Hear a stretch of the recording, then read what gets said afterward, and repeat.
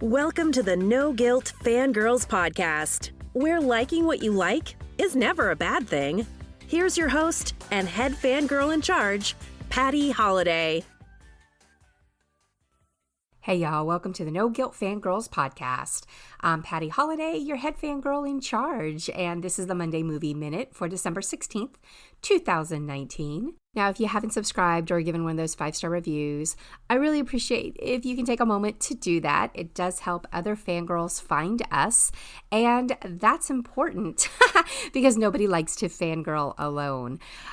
All right, today on the Monday Movie Minute, we are going to talk Richard Jewell, TOGO, and Jumanji, The Next Level. And as always, we're going to do this with a parent movie review in mind, because I feel like it's important for parents to know what they're getting themselves into if they want to go and watch this with their families. So is it kid safe? Is it kid friendly? We're going to cover that for you. All right, but first we're going to talk about the box office. And no huge surprise here, but Jumanji, The Next Level is taking it to the next level with their 60 million opening weekend. They had a really healthy opening weekend. Frozen 2 came in at number 2. Knives Out, which is still my favorite, that came in at number 3. Richard Jewell opened this weekend at number 4. Black Christmas at number 5. Ford v. Ferrari, Queen and Slim, A Beautiful Day in the Neighborhood, Dark Waters, and 21 Bridges rounds out the top 10 moneymakers this weekend. All right, so let's jump into some of these movie reviews. I'm going to start with Jumanji. And the reason I'm going to start here is because I think this is the most likely one that parents might want to be taking their kids to over the holidays. And it's also the one that they might just need a little information on it before you do so. In Jumanji, The Next Level, the whole gang is back. The game has changed, however. And the twist on this is there's new players in the game, and the characters that they play have changed as well. So they return to Jumanji, to the game, to rescue Stanley, who has gotten himself back into the game for his own personal reasons. Not very well thought out, I might add. And they have to, of course, do the same thing that they did last time, brave parts unknown. They go to desert, they go to mountains, they got to get out of this game, just like in the first couple of Jumanjis. Now, when I reference the first Jumanji, I'm going to be talking about Jumanji Welcome to the Jungle, which was a 2017 movie that was hilarious and fantastic and so unexpected, and I absolutely loved every second of that movie. Dun, dun, dun. I don't love every second of this sequel. Jumanji, The Next Level review, I guess I wanted that same surprise. I wanted that same feeling that I got from watching the one from 2017. I wanted to be tickled with how sweet the characters interacted with each other, and how, what I loved so much about it was obviously adult actors, but they had this very adolescent feel about them because they were playing children, that had kind of taken over those characters. And that's what worked for me. This one doesn't work for me because some of the roles are reversed. I don't want to, ruin too much, but this has been out in the trailers. So for example, The Rock's character and Kevin Hart's character are actually two elderly gentlemen, the basically grandparent levels. And instead of getting to act like, these younger teen kids, they are now acting like elderly gentlemen. And The Rock in particular had a big struggle with his role. At least what I saw on screen, I didn't love it. I did not love it. He has to basically play, a 70-year-old Jewish man from New York. And it don't work, guys. It doesn't work. His range does not reach to that level. Kevin Hart had to play about a 70-year-old black man. His was a little bit more toned down, a little bit easier for him to pull off. But just, it didn't have that feel from the first movie. So if you're going in expecting it to be as good or better than Jumanji Welcome to the Jungle, I don't think it is. I really don't think it is. On top of just the acting that I had some small issues with, The story is kind of a mess too. There's a bunch of different like chopped up plot points that are going on, and eventually it all pulls together, but not very tidily, not good, guys, just not good. The second half of the movie is much better than the first half. I will say that. So if you can get through this first half and hang in there, then there is some reward, towards the end when some parts of the game change.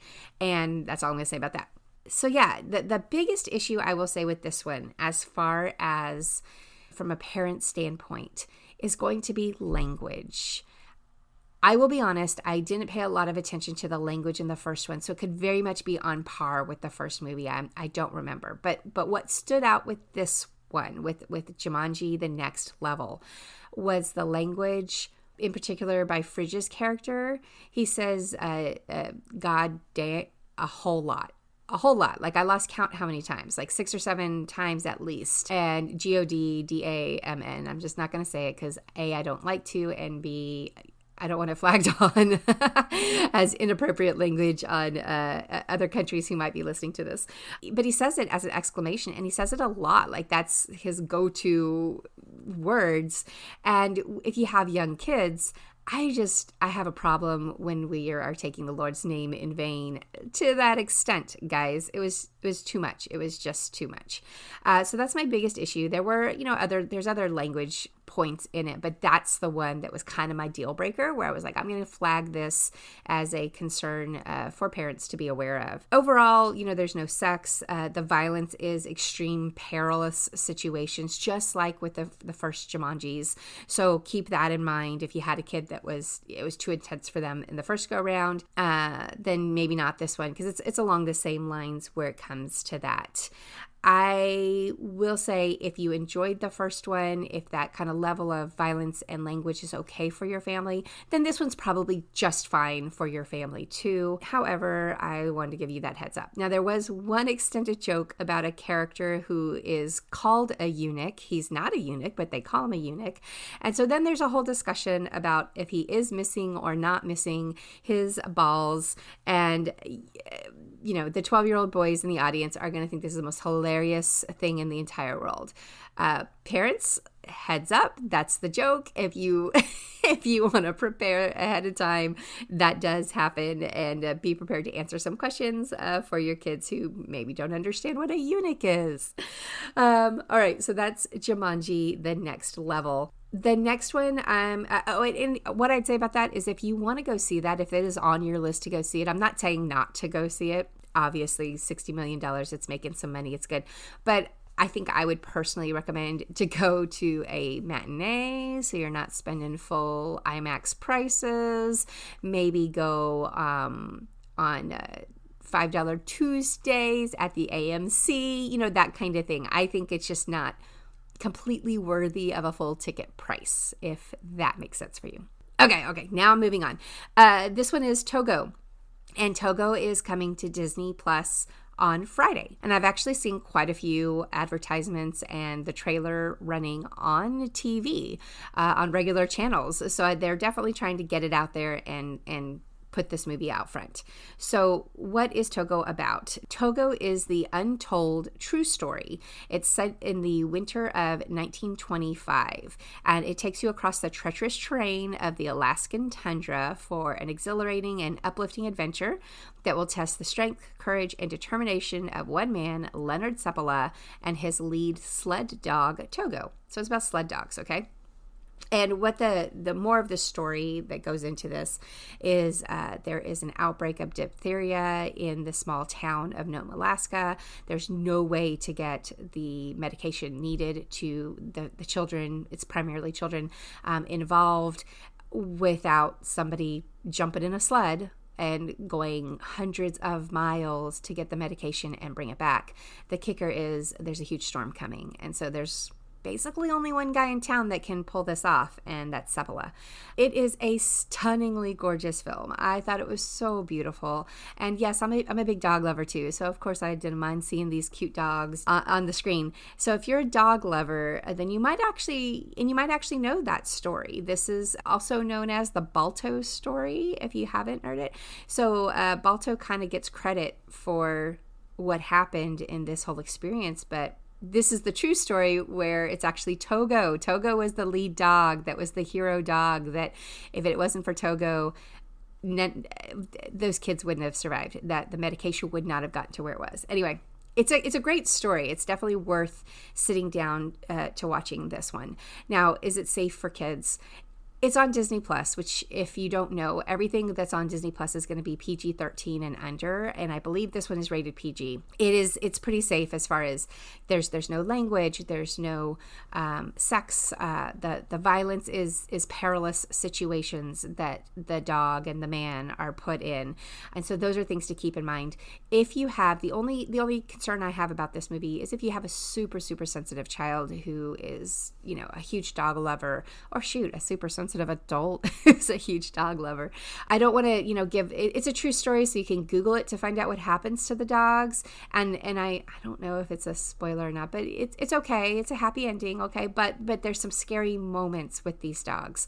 And if that is something that's going to stress your children out too much, then maybe skip this one until they're a little bit older, or go and prep them a little bit, read upon it, find out what the answers are, let them know before you sit down what happens, so they're not extremely stressed out watching this movie, because there are some stressful moments. I mean, I was on the edge of my seat at times as far as, are the dogs going to be okay? Is Seppala going to be okay? That sort of thing. This is definitely something the whole family can sit down and watch. Do I think it's a sit down on Friday night when it drops and the whole family watch it immediately? It's a good movie, but it's not something that I feel like you need to move to the top of your watching queue. With the holidays coming up, and there's might be a lot of kids and parents off from work and school, this is a great sit by the fire on an afternoon, turn it on, watch the movie together. Good movie, not a great movie, but still worth giving a watch for.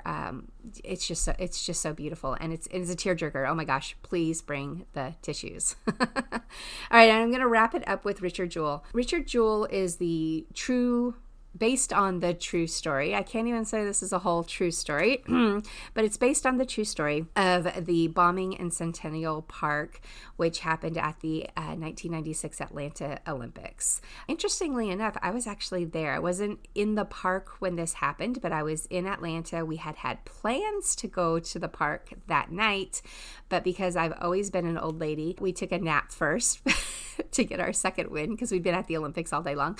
We take a nap first, and then woke up around 10 o'clock. And by the time we woke up, this bomb had already gone off. And so we knew we weren't, going to brave going down to Atlanta when all this happened.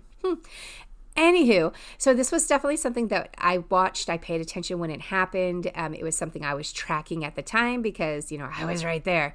And, it's an interesting movie because it tells the story about how this one man, he was the security guard that found the bomb. He was immediately credited for saving lives, for helping people, for basically turning something that could have been a terrible situation into a less terrible situation. It still was terrible, though. I think like over 130 people got hurt.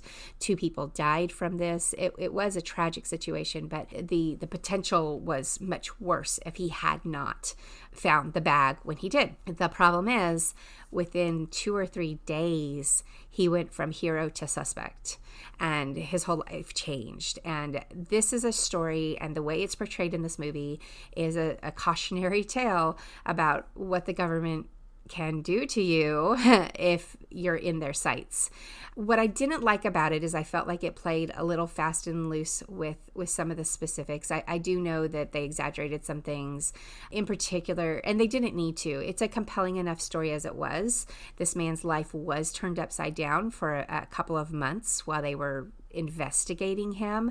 And the bottom line is there was really never, ever any evidence that should have tied him to this crime. In fact, just the opposite. Very early on, they were actually able to rule him out. And they kept saying, well, yes, he did it, but he had an accomplice. But then they couldn't find anybody to tie him to with an accomplice because he didn't do it. So that's where the frustration is. This is an interestingly portrayed movie. Like I said, I think if you go into it, just remember it's still a work of fiction because, it's a movie. And so they do take license to things. One of the biggest issues that they've been talking about, that people have been talking about and taking offense to, is the portrayal of the journalist who originally broke the story. And she's actually kind of given the credit / blame to pushing Jewell into the public eye and really ruining his life for the most part. The problem is that she has passed away and she's not here to defend herself. And they made it at one point look like she approached and offered sex in exchange for information. And we don't know if that's true or not. And there's no proof and there's no way for her to defend herself. And so it's pretty crappy that they put this into the movie, I'll be honest. And I thought it was also crappy on the FBI agent's part that they portrayed him as somebody willing to accept that. So, all that being said, there are some controversies and there are some issues with this movie. So if you go and see it, it's not the Bible on what happened to Richard Jewell, but there's some really fantastic performances here. The biggest issues I had were with the storytelling. There was no, even the big turnaround where Richard goes from being this meek, mild kind of guy to kind of realizing, oh, they are trying to screw me over. I should fight back. Even that moment is so understated and so underplayed. I was like, okay, so that's what we're doing. And then nothing really big happens after. It kind of felt flat from that. That was supposed to be the big moment of change. Ba-ba-ba-bum. Here he comes. He's going to save himself. But it really just was it was kind of like a one-dimensional characterization of this guy. And I didn't love it. I didn't love that aspect of it. However, Kathy Bates is phenomenal. She's really great in this movie. But then again, Kathy Bates, right? She's great, in everything. This one, as far as kids are concerned, it is rated R. It is rated R. And I'm sure it's rated R because the language and the violence that you do see on screen when this bomb blows up. I will tell you, though, I felt the violence aspect, I felt they actually took great cares on that one. It wasn't as bloody and awful as they could have made it be, I think. And I felt like it was I don't know if that's I don't want to call it an accurate portrayal of what happened, but that was the big moment of the movie, which it should have been, obviously, because of the bomb. And that was the big moment of the movie. But I wasn't upset with the amount of blood and gore, that we saw on screen at this moment. So that doesn't bother me. The only sex that I talked is that scene that I mentioned, and they only discuss it. You don't see any nudity. There's no actual act that happens together, so you don't see that. And then there is language, but I also didn't feel like this was off the charts language. This is going to be typical along the lines of how people portray, say, law enforcement officers, having discussions and such. So it's that kind of language, salty language that you are going to get. There were some F-bombs, absolutely, but that's the level. I did not think it was extraordinary. I didn't think it was off the charts. This is rated R, but I would have no problem letting my 3 older children see this one, even my 12-year-old. I don't think there's anything, that's going to shock him in this, and I do like when they tell kind of historical facts and situations. And so we can open up a discussion and have a conversation about what really happened and that sort of thing. So I have no problem with my older kids seeing this. I wouldn't let my little one see it. She just doesn't need to. But yeah, that's where I stand on Richard Jewell. That is the Monday Movie Minute this week. Don't forget to subscribe and throw up those 5 stars if you can. I do appreciate you listening. I hope these Monday Movie Minute reviews help you decide what to see at the movies next week. And we will be back on Thursday for more Fangirl. All right? Have a great week.